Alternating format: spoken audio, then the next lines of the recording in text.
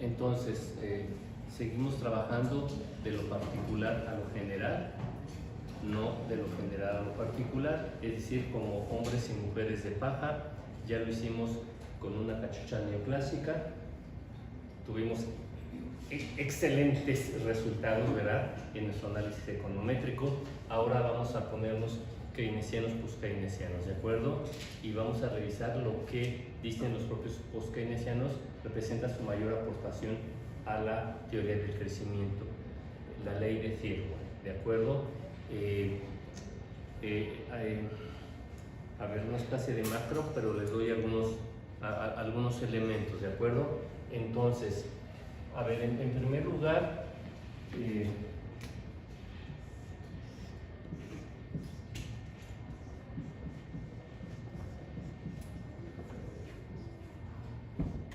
bueno, salté del instrumento micro al instrumento macro, ¿de acuerdo? Entonces ahí estoy representando una economía entera, la oferta agregada, la demanda agregada, ¿de acuerdo? Aquí tengo la producción y aquí tengo una invención que se la pasan repitiéndola. Nos hablan del nivel de precios, pero no hay definición del nivel de precios, ¿de acuerdo? Nada más lo dejo señalado. La propia teoría neoclásica rigurosa keynesiana dice, no tenemos teoría, ¿verdad? Es una tomada de pelo. Entonces, a ver, es una falta de rigurosidad en términos de que parece que se puede saltar, lo hacen, de modelar un mercado. Es más, pongo el mismo gráfico. Modelo un mercado, el mercado yésimo, y luego, pues modelo la economía, y ya con quitar las IES, ¿verdad? Y hablar de oferta agregada, demanda agregada, ¿verdad? Y en ese tránsito han omitido definir qué quiere decir el nivel de precios, ¿de acuerdo? Nada más lo dejo señalado.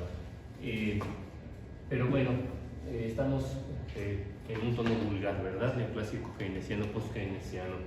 Entonces, oye Carlos, ¿por qué les dices, por qué los pones en un mismo saco? ¿De acuerdo? Bueno, porque, miren, estoy representando una economía de esta manera, ¿de acuerdo? La más simple posible. Ya sabemos que otra manera en que se hace hoy es así. Entonces, lo han visto, se distingue que hay dos curvas de oferta, la curva de oferta de corto plazo y la oferta agregada de largo plazo, que es una vertical, ¿verdad? Y de hecho de aquí, por ejemplo, se desprende lo que hace un banco central, porque podemos estar por debajo del pleno empleo, por encima del pleno empleo, ¿verdad? Entonces, si estamos por debajo, podemos hacer política económica para acelerar el crecimiento económico. Estamos en una brecha recesiva, pero si estamos de este lado respecto al producto potencial, más bien estamos en una brecha inflacionaria. Han oído de esto, ¿verdad? O sea, dependiendo de que si el equilibrio de corto plazo está hacia la izquierda o hacia la derecha de la oferta agregada de largo plazo, es decir, el producto potencial,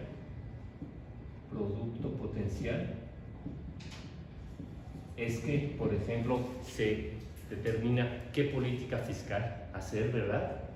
Qué política monetaria hacer, ¿de acuerdo? Ahora, versión keynesiana de esto. Los keynesianos originales tienen su demanda agregada, tienen algo que tampoco definen, nivel de precios, tienen aquí un agregado, ¿verdad? Perdón, demanda agregada, es que lo junté mucho. Y lo que dicen más bien los keynesianos, inicialmente nada más nos graficaban una curva de oferta agregada, ¿de acuerdo? La macro añeja. Después ya tenemos esto en que se distingue dos de oferta, de corto plazo y de largo plazo. ¿Están de acuerdo conmigo en que esta tiene que ser vertical? ¿Qué estoy implicando que sea vertical? A cualquier nivel de producción no afecta al precio. Que más bien que no importa que hagamos, ¿verdad? Esto es tan claro. A al revés, ¿verdad? O sea, no importa si relajamos o apretamos la política monetaria, implicando que suban o bajen precios, ¿verdad? Esto es tan claro, ¿verdad?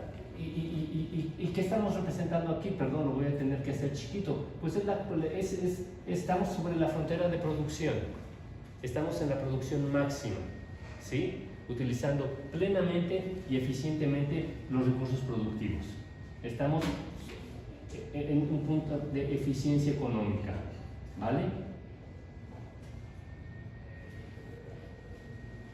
Entonces, a ver, inmediatamente aquí salta un contrasentido. Estoy seguro que ha pasado por su cabeza, porque hemos definido el producto potencial en una función de producción diciendo es la máxima producción alcanzable, ¿verdad? Dado los recursos productivos disponibles. ¿Vamos bien? Y se implica que estamos utilizando plenamente y eficientemente los recursos productivos. Por eso estamos produciendo el producto máximo. No solamente lo estamos utilizando plenamente, sino lo sabemos utilizar, lo estamos utilizando eficientemente. Y así es como maximizamos y estamos sobre la frontera de producción, ¿verdad? No podemos producir un clavo más. ¿De acuerdo? ¿Se acuerdan de esto básico que estudiaron alguna vez en micro, después en macro? Pero luego saltamos a macro y nos cuentan esta historia. No, las economías pueden producir más allá del producto potencial. Y uno dice, ¿what? ¿Qué no es la frontera de producción? No sé si pasó esto por su cabecita. Nos definieron frontera de producción como el máximo. Nos dijeron que este punto en micro era de eficiencia económica y que las economías estaban por debajo de acá y se trataba en B, digamos, y que se trataba de alcanzar la frontera de producción, el producto máximo, utilizando otra vez plenamente y eficientemente los recursos productivos. Pero luego saltamos a macro y nos dicen, no, mira, sí puedes estar por encima del producto potencial. Y sacan un argumento chafísima, ¿verdad? Un as bajo la manga. Ah, no, es que las personas pueden ofrecer más trabajo. ¿De acuerdo? Y entonces podemos producir más. De todas maneras, esto les debe parecer de risa, en verdad es absolutamente vulgar. A ver, a partir de, si estamos en un equilibrio así, o en un equilibrio asado, ¿qué estoy implicando? Aquí estamos este equilibrio de corto plazo está por debajo del de largo plazo, ¿de acuerdo? Hay una brecha de producción, podemos producir más, hay una brecha recesiva, estamos en la fase del ciclo económico y de aquí se desprende el ciclo económico. ¿En qué parte estamos? Estamos en la fase de expansión, en la fase de recesión, la cima o el valle. Es el ABC de la macro y no hay más, neta, no hay más. Y entonces nos dicen, los bancos centrales y también la política fiscal operan con este diagnóstico económico. Y si resulta que una economía está por debajo del pleno empleo, está en una fase recesiva, quiere decir que podemos aplicar políticas pro crecimiento, sin tenernos que preocupar por su impacto sobre los precios. Pero si estamos del otro lado, en una brecha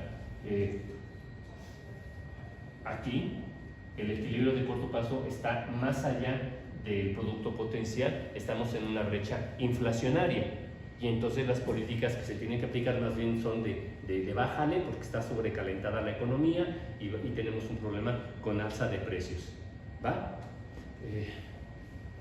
Ese es el diagnóstico de la economía mexicana. Les doy el dato duro. Revisamos las encuestas. El único dato que tenemos sobre uso de la capacidad productiva viene en las encuestas a las manufacturas. Otra vez, el único dato que tenemos de encuesta que levanta el INEGI respecto al uso del capital disponible viene en las encuestas que levantan las manufacturas. Y está bastante desagregado el dato, ¿de acuerdo?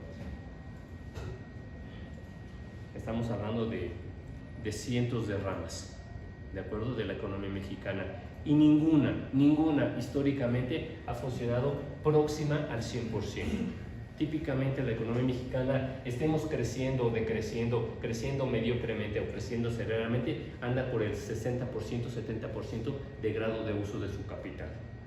¿Qué estoy diciendo? Esta historia que nos cuentan en teoría micro, con esos fundamentos, y macro, no tiene ningún sentido empírico, ¿verdad? Aún por las propias mediciones que nos hace un instituto de estadística. Versión keynesiana. Bueno, el problema de las economías es el mismo que plantean los neoclásicos y sus herederos. ¿Cuáles son estos? ¿Cómo se llaman estos? Es terrible, se llaman a sí mismos los nuevos clásicos, ¿verdad? O son los neokeynesianos, ¿de acuerdo? Entonces estos son los nuevos clásicos o neokeynesianos.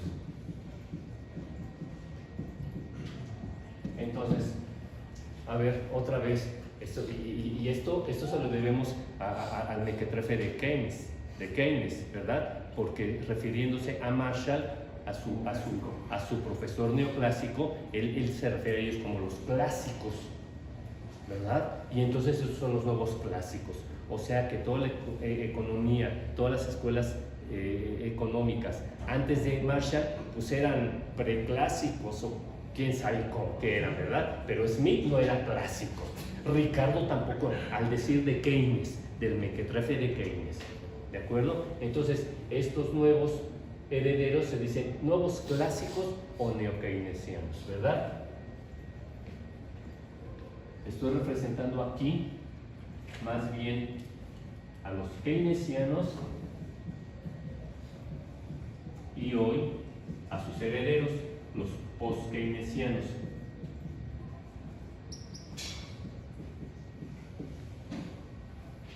Que dicen, no, las economías de mercado no tienden al equilibrio. Tenemos que operar políticas económicas activas para aventar la demanda agregada hacia afuera y llegar a la parte vertical de la curva de oferta agregada. ¿De acuerdo? De manera que tanto para unos como para otros, el problema económico, lo que justifica que exista una ciencia que se llama economía, es el mismo, el problema económico. ¿Cómo asignamos eficientemente los recursos productivos disponibles para producir el máximo producto y satisfacer las necesidades de un consumidor insaciable? De manera que la inspiración de unos y otros, vulgares todos, es la misma. La justificación de la economía para ellos es cómo le hacemos para producir y producir y producir, y consumir y consumir y consumir, porque tenemos un consumidor, y no lo dicen con definición ontológica, insaciable, no se llena chinga, ¿de acuerdo? Y entonces, a ver, la diferencia es que unos dicen que los mercados, si funcionan correctamente, y eso pasa por meterles la mano desde lo público poco, van a producir el equilibrio. Y un keynesiano, post-keynesiano te dirá que no, que tenemos que hacer, que la cosa se puede arreglar, que el capitalismo, claro que se puede arreglar, porque según ellos el problema del capitalismo es alcanzar el producto máximo, desplazar la demanda agregada a que llegue, que cruce a la oferta agregada en su parte vertical. Ese es el problema económico, ese es el problema del capitalismo. Entonces, bueno, ya analizamos lo duro, ¿verdad? Que es el enfoque neoclásico o en sus versiones, que es la función de producción agregada, ¿de acuerdo? Y ahora vamos a ver la versión keynesiana. Evidentemente la versión keynesiana, post-keynesiana, enfatiza el papel de la demanda agregada, ¿de acuerdo? De la demanda agregada. Y en su versión más actual, más moderna, no es la teoría general, sino los post-keynesianos de hoy dicen las economías están restringidas por la demanda pero sobre todo por la demanda agregada, ¿verdad? Pero, ¿cuáles son los componentes de la demanda agregada? Consumo privado, consumo del gobierno, formación, los componentes de la demanda, formación bruta de capital fijo, exportaciones, ¿de acuerdo? Exportaciones. A ver otra vez, esto es materia de contabilidad social.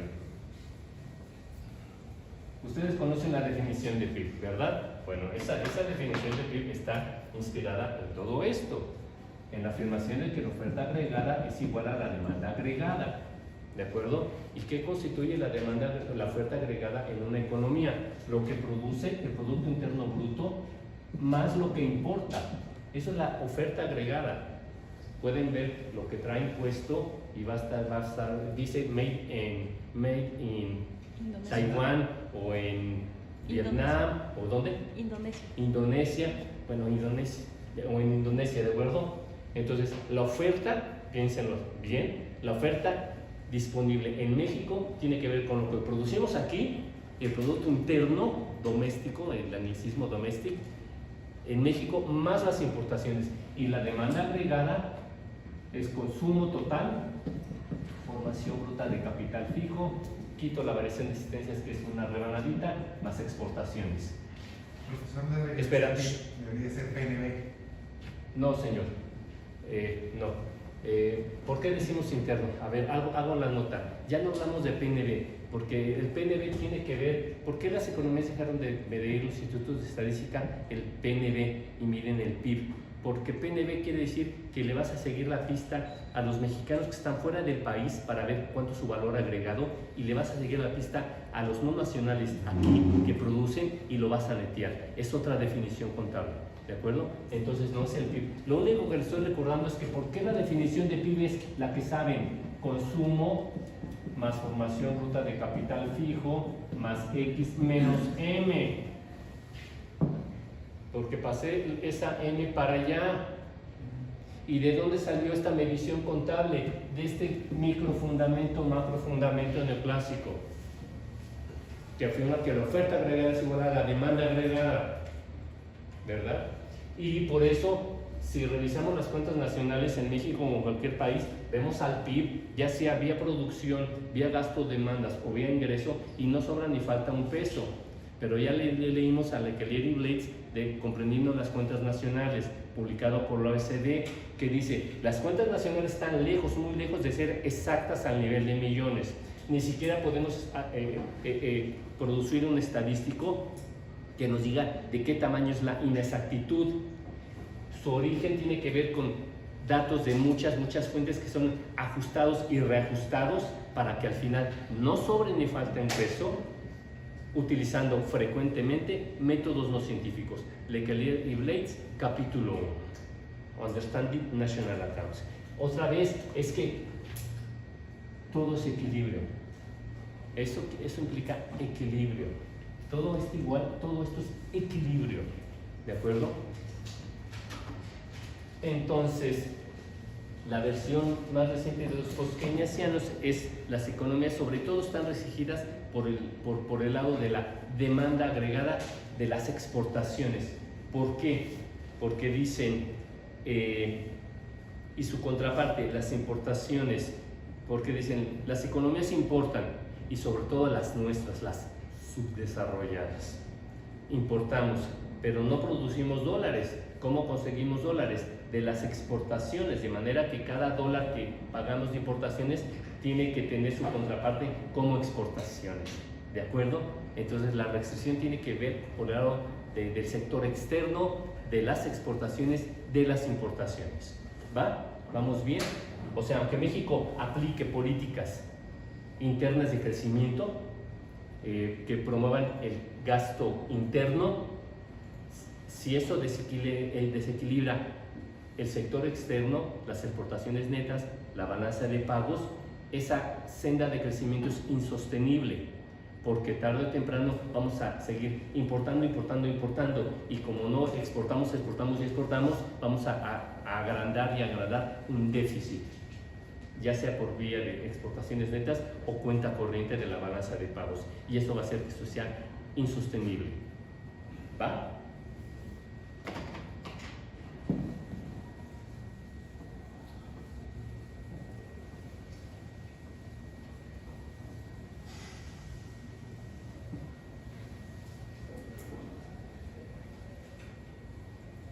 Fíjense que si les quitamos su ontología de un consumidor insaciable, ya no hay problema económico, porque desde su punto de vista hay que producir para que el consumidor insaciable consuma y consuma.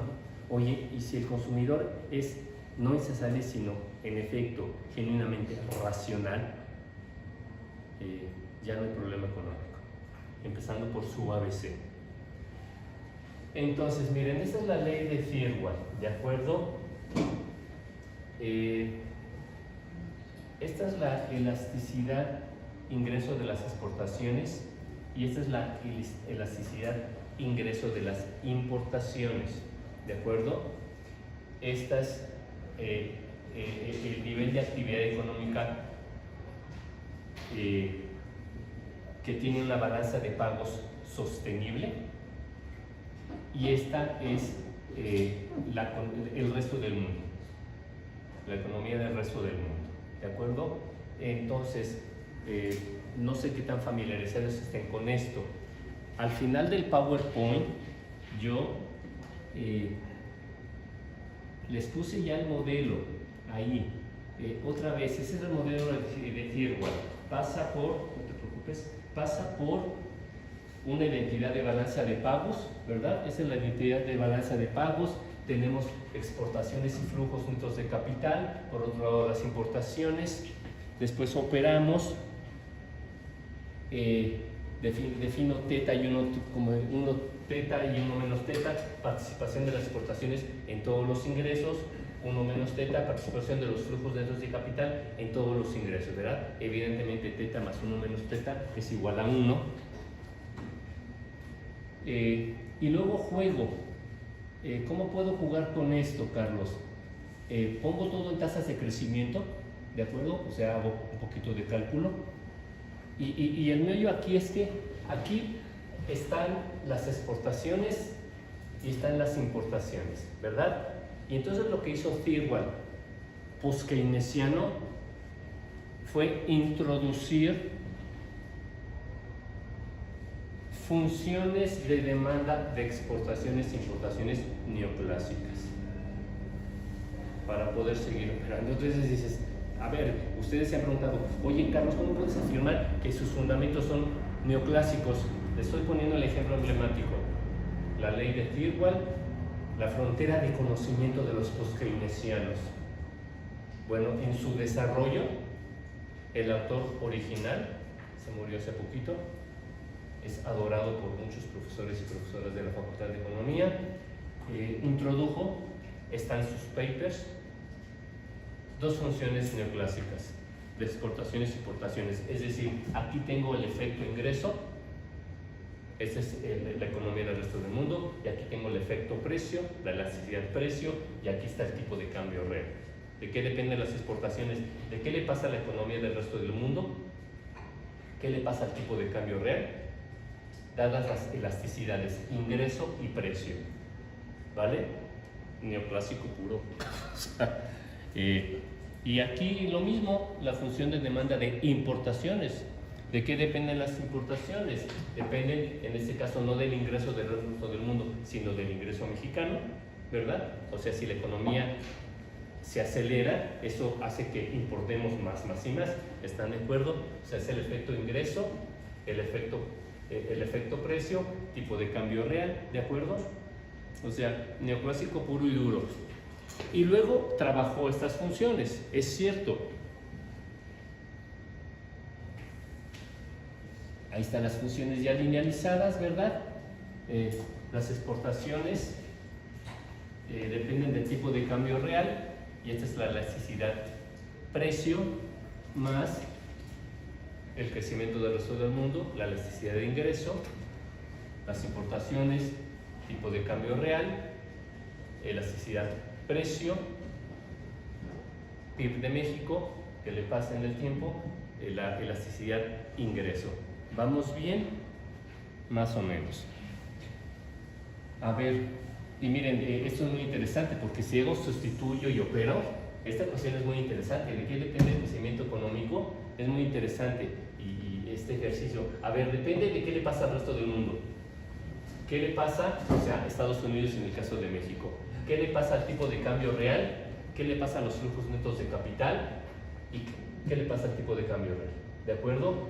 Ahora, aquí, teta y 1 menos teta son definiciones. La balanza de pagos tiene ingresos por exportaciones y por flujos netos de capital. Es una manera muy apretadita de decirlo. Y entonces yo definí teta y 1 menos teta. Teta son los ingresos de las exportaciones respecto a todos los ingresos y 1 menos teta los otros ingresos, flujos netos de capital respecto a todos los ingresos de balanza de pagos. ¿Va? Son definiciones. Pero luego aparece estas que son las elasticidades precio de las importaciones y de las exportaciones. Ya han oído hablar de la condición Marshall-Lerner. ¿Cómo se quitó de encima esta variable en su operación Tony Thirlwall? ¿De acuerdo? Echando mano de un supuesto diciendo las economías, el tipo de cambio real no juega en el largo plazo, es estable. Con otras palabras, se verifica la condición Marshall-Lerner. La suma de las elasticidades precio de exportaciones e importaciones son 1. ¿De acuerdo? Algo así. ¿Qué implica? ¿Han escuchado quién hace la mano quién ha escuchado la condición Marshall-Lerner? Bueno, los otros no, ¿que no han tomado macro? ¿Sí han tomado macro? Sí, sí han tomado macro y no les han hablado de la condición Marshall-Lerner. Vale, bueno. ¿Qué hay detrás de la condición Marshall-Lerner? Otra vez, podemos deshacernos de esta parte de la ecuación y es lo que fue haciendo, reparametrizarla, digamos, en términos econométricos, hacerla chiquita. ¿Cómo quito el papel? La primera afirmación, despejando todo, a ver, otra vez, partir de la función, partir de la identidad contable de balanza de pagos. Introduje dos funciones de demanda convencionales, exportaciones, importaciones, y operé. Y llego a este chorizo. Está muy grande. Entonces, Thirlwall lo fue haciendo chiquito. Lo primero que hizo es, ¿cómo quito el efecto del tipo de cambio real sobre el crecimiento económico? Esto es 1, la suma de esto es 1, ¿verdad? Incluyo la condición Marshall-Lerner. ¿Y qué detrás de la condición Marshall-Lerner? La paridad de poder adquisitivo o la paridad de poder de compra, no sé si la han visto, que es una afirmación absolutamente neoclásica. Dice que en los mercados, al final, si funciona libremente, llegamos al mismo precio. Es la ley de un solo precio. Ley de un solo precio. ¿De acuerdo? Esta afirmación es absolutamente neoclásica. ¿Qué quiere decir en el contexto internacional? Que no importa que estemos hablando de dos economías, mexicana y estadounidense, el precio de las McDonald's es el mismo, ya sea que los pongamos en pesos o en dólares, o el precio de las computadoras o cualquier otro precio, porque si funcionan los mercados, ¿verdad?, se liberalizan, se dejan operar, se obtiene un mismo precio, la ley de un solo precio. Es la versión, pero en el comercio internacional, de lo que pasa en una economía. Aquí estoy afirmando que hay un solo precio en cualquier mercado o en la economía entera. ¿De acuerdo? Entonces, es la escalada en la macro abierta de esta idea neoclásica. Un solo precio. Ustedes conocen el índice de...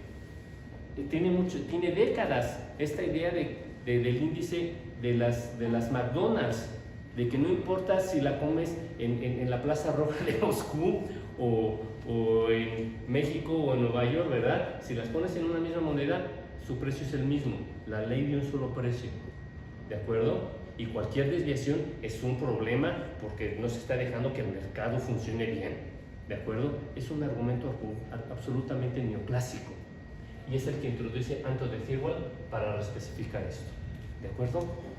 Entonces, por más post-keynesianos y keynesianos que se digan, razonan como neoclásicos, piensan como neoclásicos, genéticamente están diseñados como neoclásicos, ¿de acuerdo? Después, ¿qué hizo Thirlwall? A ver, ¿cómo me quito de encima esto? Esta es la influencia que tienen los flujos netos de capital, el tipo de cambio nominal y los precios domésticos sobre la economía. ¿Cómo me quito de encima esto? Introduzco un supuesto, 1 menos teta. Afirmo que teta es 1. Es decir, que en el largo plazo todos los flujos tienen que ver con exportaciones. Los flujos netos de capital son 0. Es decir, una economía puede de repente hacerse de capital de afuera, pero después tiene que pagar ese capital, si lo vemos nada más como deuda, contrato deuda, pero luego pago deuda, entonces en el largo plazo esto es 0. O sea, supuso que teta es igual a 1 y ya se quitó todo esto de encima. Y luego, ¿qué hizo? Esto es 1, me lo quito de encima.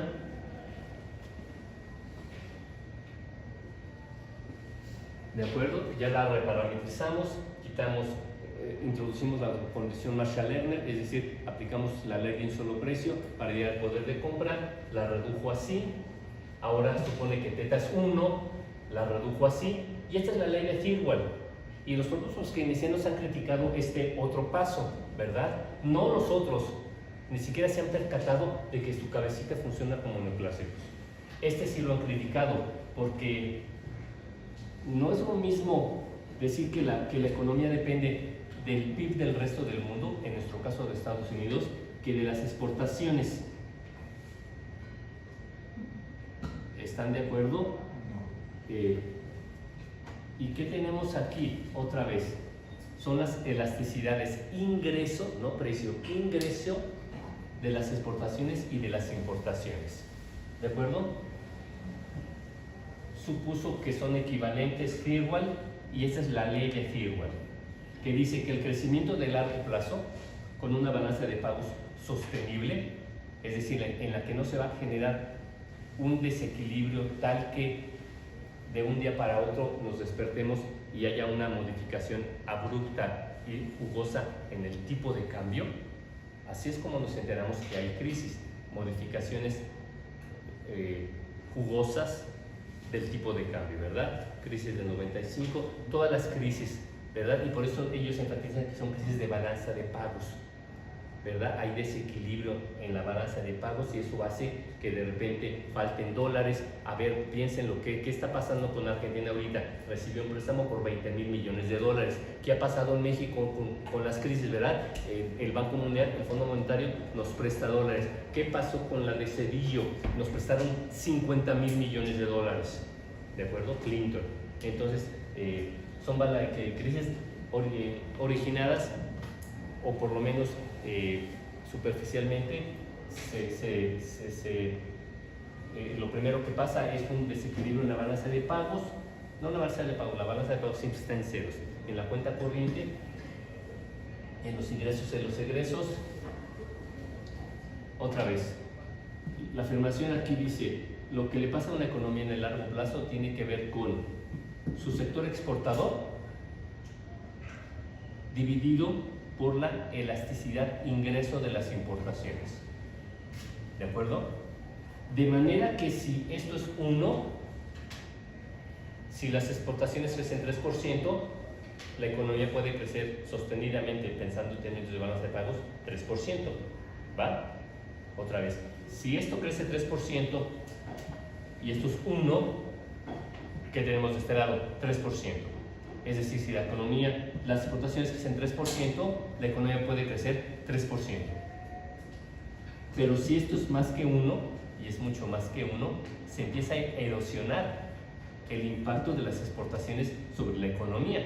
Porque si exportamos un chingo y dos montones, en México exportamos, pero también importamos un chingo y dos montones, ¿verdad? Estas elasticidades son de 3-4%, ¿vale?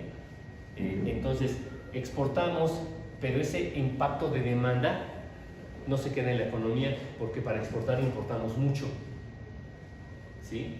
Entonces, esta elasticidad es clave, la elasticidad ingreso de las importaciones. Yo he jugado con esta ecuación y con esta, que me parece más interesante, porque ¿cómo escribimos esto econométricamente? Pues es el logaritmo del PIB igual a una constante más un alfa 1 logaritmo del PIB de Estados Unidos, ¿de acuerdo?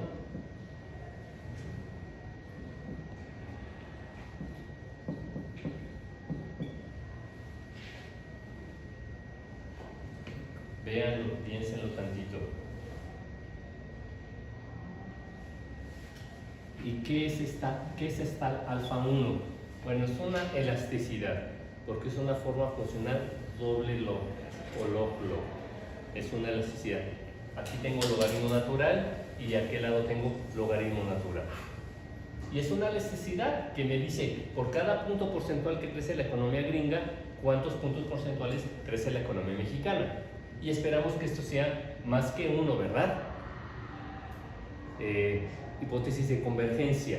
Tenemos que crecer más aceleradamente que esos países, ¿verdad? Para que en el futuro sus nietos vivan como gringos, ¿vale?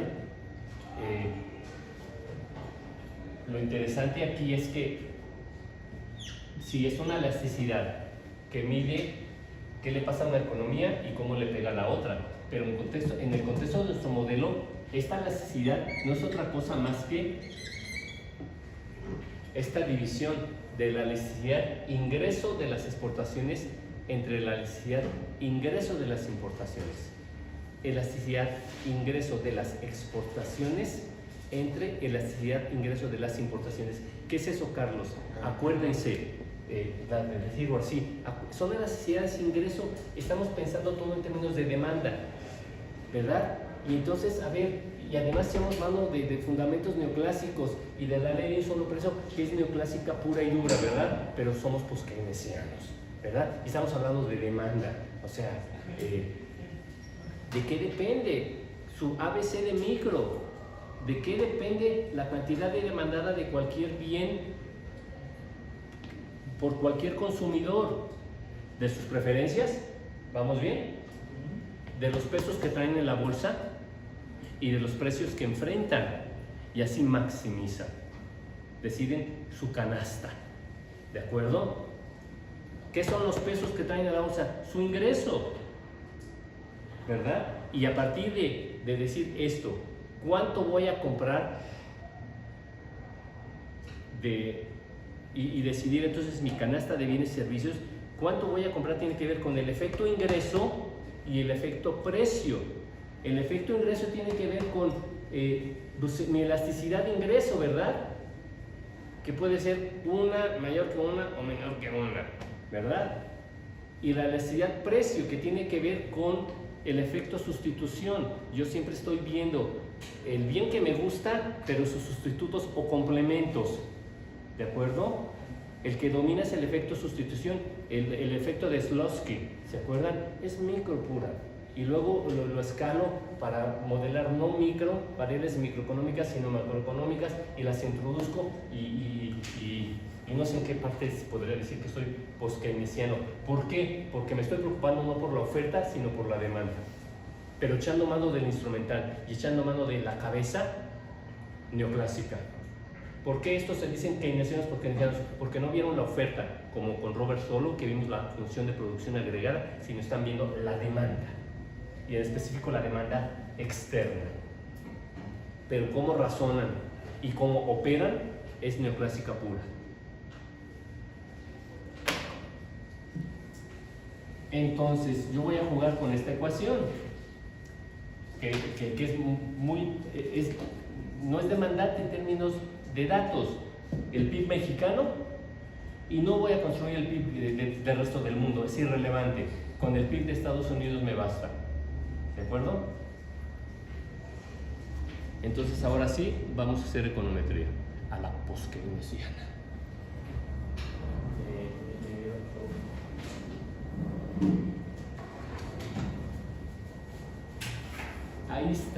acuerdo? El apunte.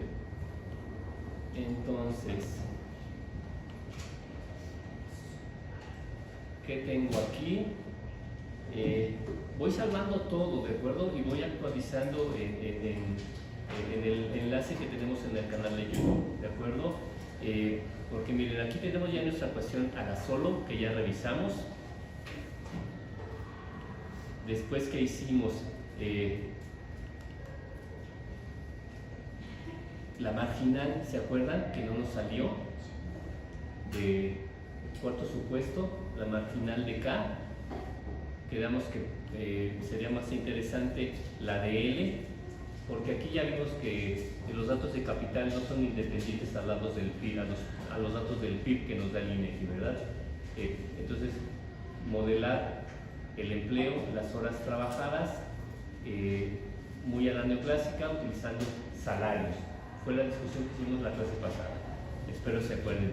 Y luego también que hicimos a mano la prueba de Ramsey, sin incluirle esos otros dos regresores, y cómo tuvimos este resultado espurio, una T de 1066, ¿de acuerdo?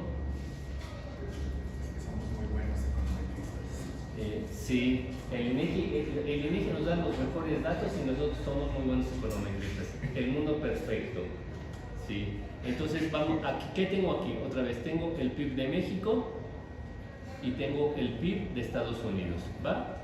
Voy a hacer mi regresión a la post-keynesiana.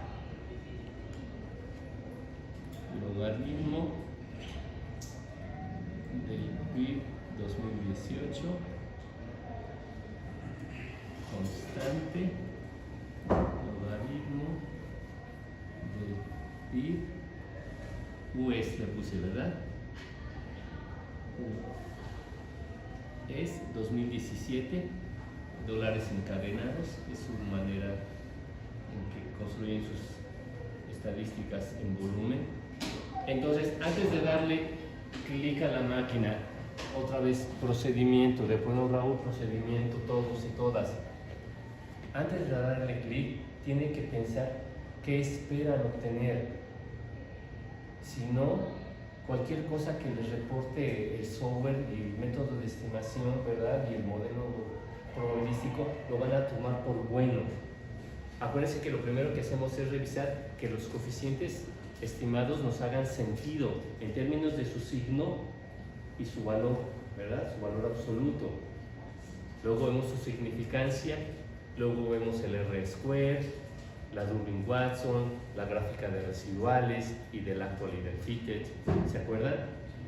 Sí, Carlos, claro que sí. Entonces, antes de darle aquí, ¿qué esperamos?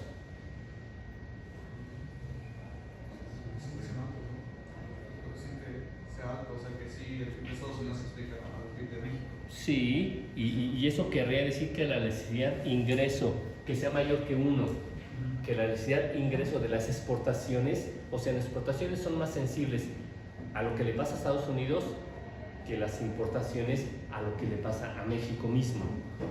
¿De acuerdo? Otra vez, las exportaciones dependen, efecto ingreso, del PIB de Estados Unidos. Esto es claro, ¿verdad? O sea, si a ellos les va bien, nos compran. Si entran en recesión, en crisis, no nos compran. Ahora, las importaciones, lo que le compramos al resto del mundo, ¿de qué depende? Pues del estado de la economía. Una se llama elasticidad ingreso de las exportaciones, la otra elasticidad ingreso de las importaciones. Híjole. Bueno, such is life. A ver, no nos sorprendamos, o sea, otra vez, ¿cómo interpretamos esto? Es una necesidad. Por cada punto porcentual que creció la economía gringa en esos 33 años, la economía mexicana creció menos 0.85 puntos porcentuales. Dato imbatible, ¿de acuerdo? Lo bonito es que tenemos una explicación. ¿Y por qué obtenemos ese numerito y no otro? Por ejemplo, un número mayor que 1. Porque lo que está detrás de este numerito es ese ratio. La necesidad de ingreso de las exportaciones entre la necesidad e ingreso de las importaciones. De manera que muy bien le podemos mostrar a Trump esto y decirle, mira güey, o sea, somos sensibles, tú nos compras mucho, nuestras importaciones son muy sensibles al ingreso de la economía gringa, pero nuestras importaciones todavía son mucho más sensibles a lo que pasa en la economía mexicana. O sea, de fondo seguimos siendo dependientes, ¿sí? Para exportar necesitamos importar. Y que exportamos mucho, pues sí, pero para exportar mucho, importamos mucho más. Al final del día, ese ratio, esa elasticidad salió menor que 1. ¿De acuerdo? Ahora sí tenemos problemas, ¿no? Ya vieron esa Durbin-Watson. Miren este R-square. Esto les debe alertar de que es muy fácil obtener un R-square próximo, ¿no? ¿Verdad? O sea, no se dejen impresionar. Y dos, que esta metodología del Strawman, del hombre de paja, modelar, echando mano del supuesto cero, conozco el modelo verdadero, así que soy neoclásico y hago neoclásica, soy keynesiano, post-keynesiano y hago post-keynesianismo. Y mire que R-square obtuve 0,9, explicó el 97.9, el 98% de la variabilidad de la economía mexicana, 98%. Y en el otro caso, ese es el problema, 99.5, todos muy contentos, neoclásicos muy contentos, post-keynesianos muy contentos. Y la afirmación es completamente distinta. Una afirmación que se implica, deje de hacer ruido, señor, termine de hacer lo que está haciendo. Ya. Uno clásico dice, no, la economía mexicana es la conclusión cualitativa, está restringida por el lado de la oferta, por el lado de K y L y la introducción del cambio técnico.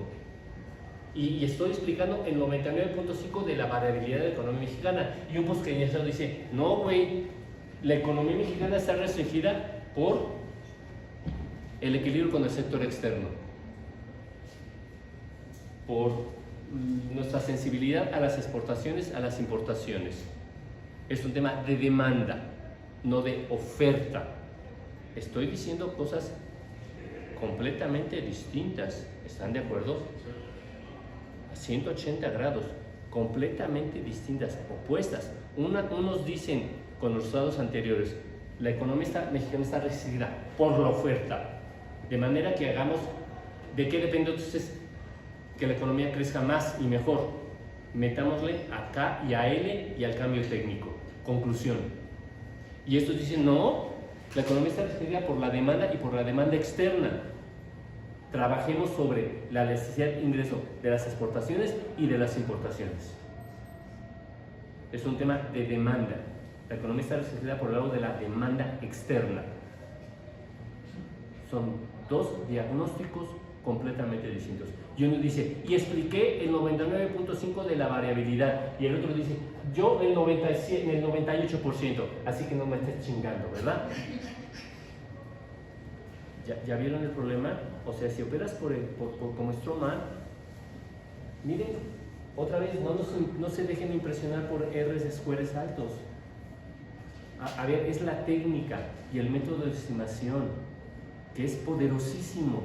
No importa qué le metas, ya lo sabemos por Granger, relaciones puras. Métele cualquier cosa, o Henry, métele la lluvia acumulada y vas a tener un modelo más chipocludo que del Banco Central de Inglaterra y de su Ministerio de Hacienda. Es que es el modelo estadístico y el método de estimación poderosísimos. Tenemos que seguir trabajando esta regresión porque sí tenemos una Durbin-Watson bien gachita. ¿De acuerdo?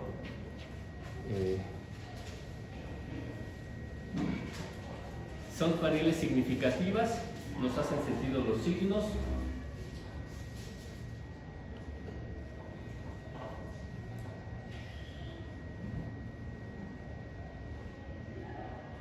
Sí, miren, en primer lugar tienen que aprender a diagnosticar esa gráfica.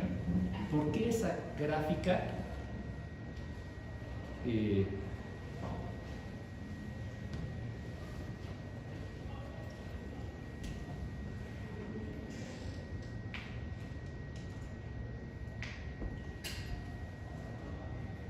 Ya vimos el Durbin-Watson, implicando 0.79, implicando que hay autocorrelación serial de primer orden. ¿De acuerdo? O sea, los errores no son independientes unos respecto a los inmediatos anteriores. El error de t tiene que ver con el t menos 1 y el de t menos 1, t menos 2, t menos 2, t menos 3, etc. Y esta es su gráfica. ¿De dónde viene esa autocorrelación entre los errores? Traten de descubrirla. ¿A dónde está? En las crisis. En el 95, en el 8 y en el 20. No, autocorrelación quiere decir que unos residuales tienen que ver con los inmediatos anteriores. Estos con estos, estos con estos, estos con estos, este con este, este con este, este con este, este con este, este con este. Eso es autocorrelación. A donde visiblemente descubren que está la autocorrelación. ¿Cuál es mi hipótesis? Aquí. ¿Están de acuerdo? O sea, errores positivos se siguen de positivos, se empiezan a hacer chiquitos, más chiquitos, más chiquitos, más chiquitos. En esta parte, ¿verdad? O sea, en la parte de 2010 para adelante. Y evidentemente el modelo se la pasa subestimando en todos estos test. Eso tendría que ser que a veces subestimamos, a veces subestimamos, a veces subestimamos, a veces sobreestimamos. ¿Están de acuerdo? Pero no. En esa parte, consistentemente regamos el tepache en un sentido y aquí consistentemente en otro. Aquí subestimamos y ya después sobreestimamos. Ahí está el problema, ¿no? En esos últimos test.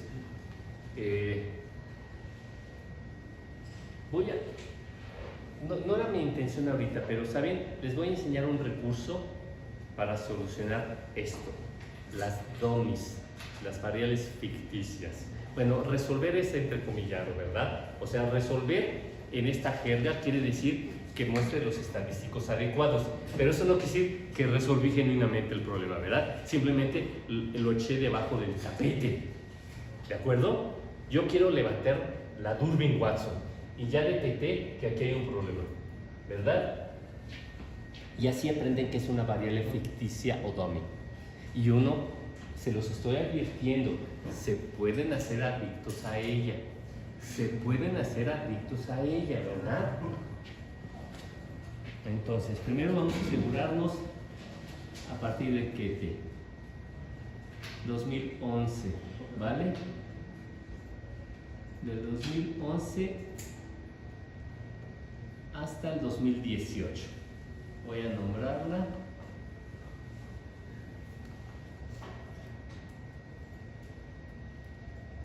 ¿De acuerdo? 2011-2018, dije.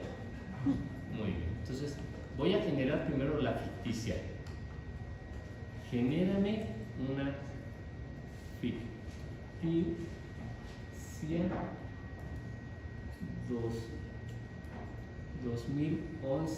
2011-2018, ¿verdad? Y eso inicialmente digo que es igual a 0. Ahorita van a ver por qué. Igual a 0, ¿va? Vamos a ver la ficticia. Pues son puros ceros, ¿verdad?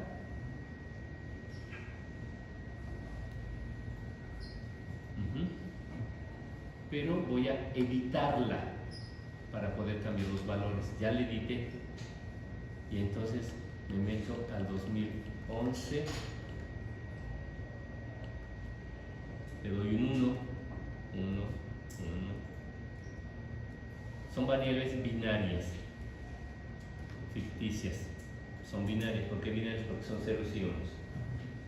Y me van a captar ¿Qué quiere decir esto? Esta variable ficticia me va a captar todo lo que no captó el modelo en esos años. En el resto no juegan, porque son ceros, tienen que pensarlo. En el resto de años, 2019 al último T, 2010 a 1990, no juegan estas variables, no pesa esta variable, no tiene influencia, porque son ceros, Su papel está limitado a los años en que puse un 1, de 2011 a 2018. ¿Vale? Ahora, ya sabemos que estamos subestimando, ¿verdad? Entonces, ¿qué signo debe tener eso?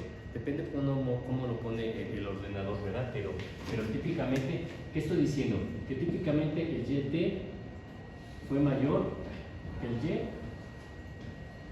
del INEGI, fue mayor que el nuestro. Subestimé sistemáticamente, ¿se acuerdan de esos años? ¿Voy bien, Rafa? De manera que esta diferencia es positiva. De manera que espero que esta DOMI, pero no sé si eso lo pone al revés, por eso les digo, va a ser un número positivo. Pero otra vez, el medio es que entiendan el papel de esta variable ficticia, DOMI se dice en inglés, ¿de acuerdo? Son ceros y unos, y puede ser un solo uno o regados a lo largo y ancho. Ahorita yo ubiqué ese periodo del 2011 al 2018, puros unos. En el resto de los test es inocua esta variable, y en estos test en los que tiene un 1 va a captar todo, ese es el punto, todo, y todo no sé qué sea, ¿de acuerdo? Simplemente es para corregir, te estás moviendo, pero te doy un mejoralito, ¿de acuerdo?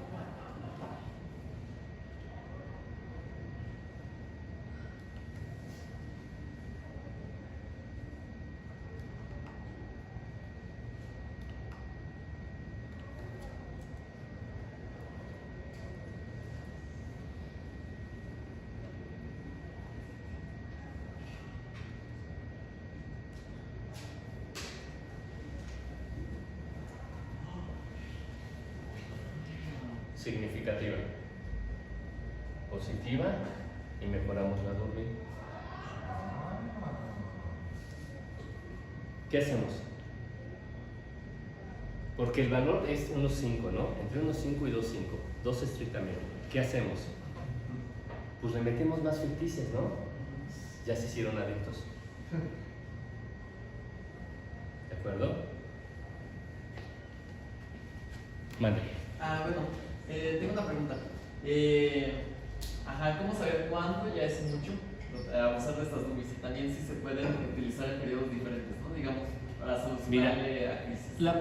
Otra vez, las ficticias van a captar cualquier otra cosa que no seas van a explicar estadísticamente cualquier otra cosa que no está siendo explicada por la carnita del comodelo. En este caso, la carnita es el PIB gringo y la elasticidad en juego, ¿de acuerdo? O sea, yo no tengo explicación. Yo dije, aquí el modelo subestimó bien gacho, año tras año, año tras año. Eso me permitió, por eso les dije, tienen que aprender a leer. Esto se ve mucho mejor, ¿ya lo vieron? O sea, tienen que aprender a leer las radiografías, cómo se ve la autocorrelación. Se los he enfatizado en más de una clase, ¿verdad? Y mira, aquí todavía seguí sobreestimando, entonces voy a extender mi DOMI al 2019. Ya me hice adicto. Antes de que salga de la gráfica, también hay una subestimación, ¿no? Del periodo 96 al 2005. Bueno, sí, pero mira, son subes y bajas. Eso, eso es normal. Aquí se ve aquí se ve gachito, pero es que usted ya luego es un adicto. O sea, digo, si ya vas a hacer el ejercicio para que justo también encuentres ese ¿sabes? lado. No, sabes, es que ya sabes que los economistas somos unos charlatanes con ideología, entonces yo voy a crear un argumento, voy a meter primero unos hombres de paga, voy a meter las DOMIs, me van a arreglar mis estadísticos y luego voy a tener que inventarme un argumento para justificar eso. Es que en esos años se subestimó sistemáticamente y eso que sí que pasa, es decir, que modelamos un crecimiento por debajo del registrado por el INEGI y me voy a inventar alguna pinche explicación, ¿verdad? Choreo, gracias. ¿De acuerdo? Pero bueno, esto sirve, entre otras cosas, para ver la econometría que se hace allá afuera. Y cuando escuchen econometristas que les presuman sus modelos, son un pinche cochinero. Por eso son cajas negras. Por eso nadie te enseña qué hizo, cómo lo hizo, sus bases de datos y cada decisión que tomó, ¿verdad? Y si no hace fraude, lo quitan, ¿verdad? Pero para que no se vea que metió dummies, ¿verdad? O sea, hay fraude en las ciencias y en la economía ya leímos, ¿verdad? En la American Economic Review, en 8 de cada 10 papers, hay fraude. Si ustedes quieren seguir leyendo en sus profesores y profesoras, que cuentan muy buenos chistes y visten bien, ¿verdad? Adelante. Yo, miren, hasta el ombligo les enseño. Pero usted trae traje. Ah, sí, pero es un pingüino. Buenísimo, Raúl. Bueno, entonces encarrado el ratón. Ese es mi chiste favorito, ese es mi lema favorito. ¿Sí lo han escuchado? Déjenme modificar la ficticia. Primero le voy a cambiar el nombre. Encarrado el ratón, ¿no se lo saben? Ya que quitamos la grabación, ahora déjenme modificarla, ¿verdad? Edit.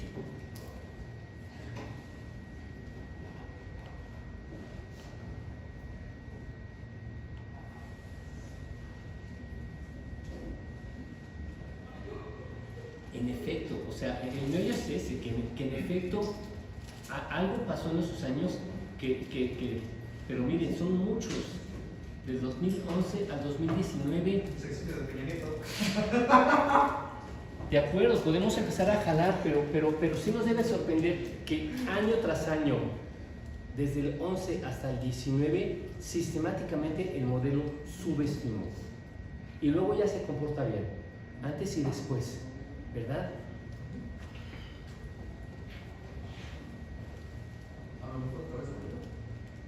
No te escuché otra vez. A lo mejor a través de la deuda se podría explicar. El incremento de la deuda para explicar el crecimiento del PIB mexicano. O sea, tendría que estar concentrado en los errores. Mira, tenemos que buscarle alguna explicación. O sea, lo que voy es que tendría que estar concentrado en los errores de la prueba. Chinga, se nos cayó la Durbin Watson. ¿Qué hago? Soy hombre de paja. Pues me echo para atrás y digo, una de 1.30 y tantos, pues es más próxima a 1.5 que una de 1.11, ¿no? Ya estoy funcionando como hombre de paja. Es muy fácil hacerse adicto a las dummies y funcionar como hombre de paja. ¿De acuerdo? Dense cuenta, o sea, ya mi obsesión es que pase las pruebas. ¿Verdad? No mejorar. ¿Qué tendría que hacer? Creo que es la prueba de White, ¿no? La que revisa si los errores tienen. ¿No? A ver, suponiendo que nos vamos a seguir tropezando con unas tantas pruebas, ¿verdad? ¿Qué tendría que hacer? Soy un keynesiano, post-keynesiano convencido. Adoro a Firwald. Lo invité acá, le hice la corte. Claro que luego para que me invitara y me publicara, ¿verdad? Pero es el pinche turismo académico, ¿verdad? Cosas que no saben, ¿verdad? Pero así funciona el mundo perverso académico, ¿verdad? Dime, Raúl, por favor. Rafa, pero mi pregunta es, a ver, ya nos hicimos adictos a los dummies y ya nos metimos en la cabeza que pasen las pruebas, ¿verdad? Somos hombres de paja. Pero me quiero echar para atrás y decirles, frenazo, ¿qué tendríamos que hacer? En lugar de seguir en esta pinche estrategia de hombre de paja, que ya tengo alguna evidencia, ¿qué tengo que hacer? Estudiar mejor el modelo, ¿no? Ver qué le falta. A ver, echarme para atrás, ¿verdad? A ver, partir del supuesto cero, le creo mi modelo, es el modelo verdadero. Y no están saliendo las cosas como yo esperaba. ¿De acuerdo? Agregar otra variable. Espérame, pero antes de eso, repensar el problema. O sea, es en grandote, ¿de acuerdo? Antes de agregar, claro que sí, al final se va a traducir igual en agregar, pero en medio está esta especificación, la más pura, desde la ley de Tyrwell, no jaló. ¿De acuerdo? Y tenemos un serio problema. O sea, de las peores cosas que nos pueden decir, ¿tu regresión es espuria? ¿De acuerdo? Esto es una afirmación general. Tu regresión es espuria, es sin sentido, ¿verdad? Tus variables no explican genuinamente, son meros efectos estadísticos. ¿Cuál es la otra gran grosería, la bad word que podemos decirnos entre econometristas? Hay un problema de autocorrelación serial. O sea, si los errores tienen que ver unos con otros, puedo soportar que sean heteroscedásticos, puedo soportar que haya un problema de normalidad, ¿verdad? Puedo soportar que haya un problema de linealidad, pero no puedo soportar que haya un problema de autocorrelación. Lo deben de entender, porque autocorrelación quiere decir que los errores no son aleatorios. Si hay autocorrelación quiere decir que ahí hay información, que los errores tienen que ver unos con otros. Ahí hay información que mi parte sistemática no está captando, ¿de acuerdo?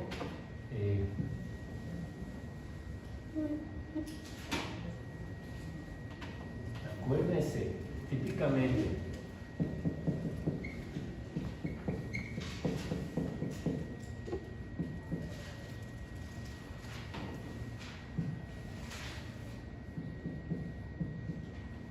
parto de esa especificación y tengo un problema y yo creo que es el modelo verdadero, pero no, ese no es el modelo verdadero. El modelo verdadero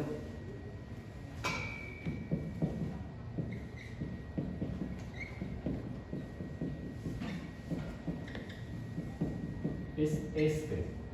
O sea, no solamente XT explica YT, sino XT y WT explican a YT, pero ya sea que porque soy muy charlatán con ideología y yo, la frontera de conocimiento no ha llegado a descubrir que este es el modelo verdadero, seguimos operando con este modelo falso. Esto que estoy omitiendo se va a ver reflejado aquí en los UT, ¿de acuerdo? Y entonces eso me genera el problema de autocorrelación de inmigración. Ahorita estamos viendo a través de este ejemplo lo que nos platicó de dos personas de diferente complexión con una chamarra. O sea, de ajustar los datos de acuerdo al modelo. A ver, utilicé eso, como esto se llama el fite, el ajuste, jugué con eso, ¿verdad? Hice pasar a dos de ustedes y con una chamarra di el ajuste de mi chamarra a dos de ustedes.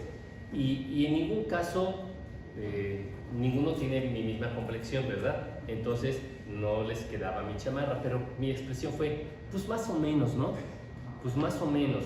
A ver, el medio estamos describiendo los datos, nos dice Hendry. La econometría tiene que ver con describir adecuadamente los datos. ¿Cómo los describes? No con estadística básica, sino con un análisis de regresión. O sea, a esos datos los meto en el modelo clásico de regresión lineal, los estimo utilizando los mínimos cuadrados ordinarios, y eso es a lo que se refiere Hendry con describir. A ver, lo estamos describiendo, no utilizo otra palabra. Entonces podemos describir a los datos sacándoles una gráfica, calculando su tasa de crecimiento, ¿verdad? Estoy describiendo los datos, estadística descriptiva. Pero Hendry utiliza la misma palabra. La econometría tiene que ver con describir adecuadamente a los datos. En este caso no utilizando la media o la varianza, sino el modelo clásico de regresión lineal y los mínimos cuadrados ordinarios. Y el punto es que no estamos describiendo adecuadamente los datos. ¿Por qué? Porque hay un problema de Durbin-Watson, ¿verdad? Otra vez, la crítica más grandota en general es tu modelo es espurio. Esto es un mero efecto estadístico, porque esta variable es no estacionaria, esta variable es no estacionaria, y entonces este es un efecto puramente estadístico. ¿De acuerdo? Esa significancia y ese R escuela. dejando de lado esa crítica general, lo peor que podemos enfrentar cuando hacemos análisis de regresión es tener problemas de autocorrelación serial, porque los errores tienen información. O sea, esa es la parte sistemática, ¿se acuerdan? Esto se llama parte sistemática y los UTE son la parte no sistemática. No sistemática. De manera que si hay autocorrelación serial, quiere decir que no son no sistemáticos, sino sistemáticos, lo cual me traduce inmediatamente lo que dijo el compañero. Algo está mal en tu parte sistemática, o le falta o le sobra. La tienes que revisar. Es un problema que nos hace que nos vayamos al principio de esto, ¿verdad? Pero es que yo quiero mostrar que los postkeynesianos son superiores a los neoclásicos, ¿verdad? Entonces hay que jugar con eso, ¿verdad? Para ver cómo le hacemos, ¿verdad? Para que pase pruebas.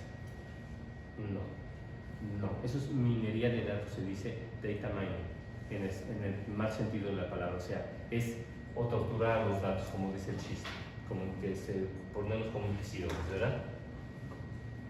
¿Cómo vamos de tiempo? 8 minutos. Nos quedan nada más 8 minutos. Bien. Híjole. Ah, qué pesadita, ¿verdad? Miren lo que voy a hacer. Es un recurso aceptable, ¿de acuerdo? Aceptable.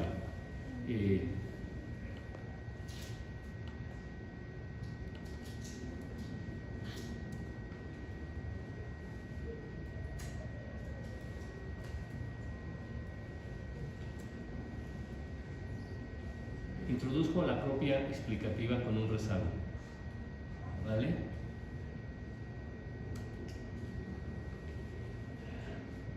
Pues había no significativa, ¿de acuerdo? Tagacho. Ya vieron, estoy haciendo minería de datos, a ver, buscándole, a ver, ¿verdad?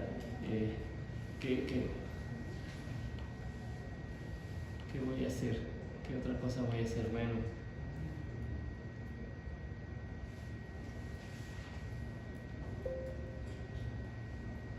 voy a incluir a la propia endógena rezagada, pero el riesgo de aquí es que se jale toda la información, porque una variable tiene que ver en primer lugar consigo misma.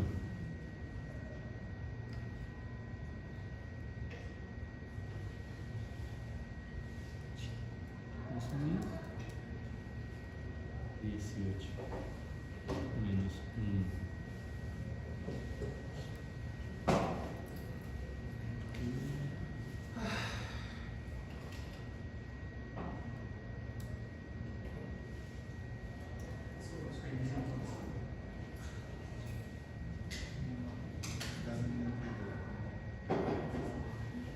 Entonces, ¿qué hice? Agrandé la especificación, le metí la explicativa rezagada, no funcionó. Antes de quitarla, mejor de una vez incluyo el PIB, la endógena rezagada. ¿Cuál es el riesgo de esto? Y es algo que tenemos que entender básico. ¿De qué depende una variable? En primer lugar, de sí misma. Esto es algo, a ver, esto no explica, pero es un recurso estadístico. O sea, el mejor pronóstico de cualquier variable en caliente es, pues, ¿cuál es su observación inmediata anterior? O sea, ¿cuánto va a ser la inflación en México? Pues, ¿cuánto fue tu último dato? ¿Cuánto va a ser el PIB de México en el siguiente trimestre? Pues, ¿cuánto fue tu último dato, no trimestral, con estacionalidad?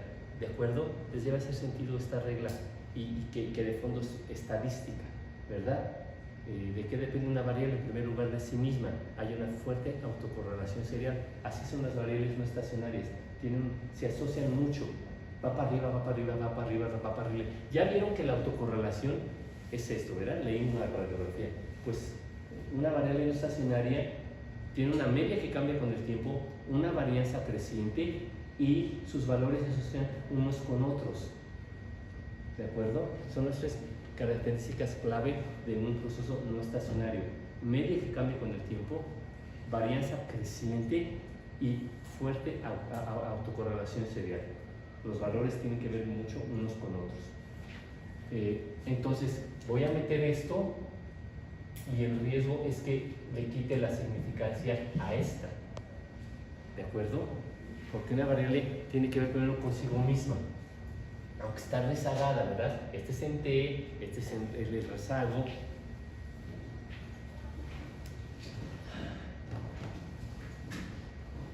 Bueno. Miren, vamos a quitarle esta. ¿De acuerdo? Salió significativa. Y esto pasa así, porque fíjense que este 1.28 ya es mayor que 1. Lo que pasa es que es un ajuste. Esto estamos haciendo estadística pura, ¿verdad? No estamos haciendo análisis económico y además estadística mala, porque aquí tenemos ya un valor mayor que 1. ¿Se acuerdan que obtuvimos un valor menor que 1? Lo que pasa es que depende, esta variable depende de lo que le pasa a la variable en T con esa necesidad, pero le tenemos que restar esto, el menos 1, ¿verdad?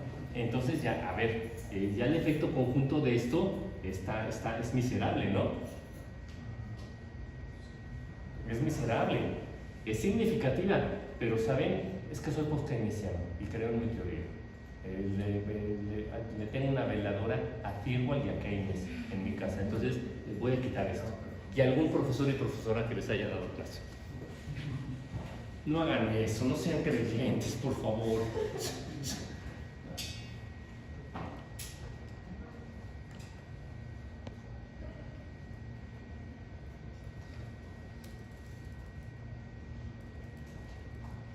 Híjole, y estoy nervioso, Espérenme, estoy nervioso a ver qué sale. Dale clic, Grecia. Vientos. De panzazo. No me estén corriendo. ¿Verdad? Y huele el square. Miren, está bien pinche esto, ¿verdad? O sea, pero lo que pasa es que eso, le comimos significancia y valor a esto. ¿Están de acuerdo? Estoy explicando la economía mexicana, sí, por la economía gringa, pero también por la economía mexicana. Entonces ya le quité peso a esta variable. Pero bueno, estoy salvando el honor post-keynesiano, ¿verdad? Jaló la ley de Firwall. Estoy salvando el honor, aunque no se den cuenta, más allá del honor como caballeros o como damas, este es honor más importante. ¿De acuerdo? ¿Me entendieron? Sí. Pues soy post-keynesiana. Vamos a ver eso de pruebas. No, ¿verdad? Ya no. Chido. Nos vemos en la próxima clase.